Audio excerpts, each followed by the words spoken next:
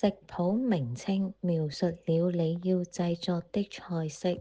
食材係製作食譜所需的食物，表示所需要食物的數量以及應如何準備，例如切塊、切粒、剁碎等。方法描述了將食材組合和烹飪的步驟，以及完成食譜所需時間。份量係指食譜可以製作的總份量。學習烹飪係一項生活技能，識煮識食對所有人嚟講都係重要。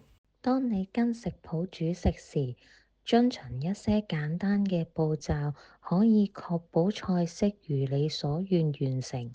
第一步，開始之前，從頭到尾閱讀食譜同說明。如果你願意，可以讀多次，呢個非常重要。有啲人鍾意打印或者手寫線上食譜，以便喺烹飪時能夠清楚閱讀。第二步，你係咪已經預備好所需食材同設備？如果冇，請列一份購物清單，購買所需物品。第三步，如果食譜提到你唔熟悉嘅技巧同方法，請喺開始之前確保做好研究。第四步，閱讀食譜，查看煮食時所需要幾長時間，確保你有足夠嘅時間去煮呢一味餸。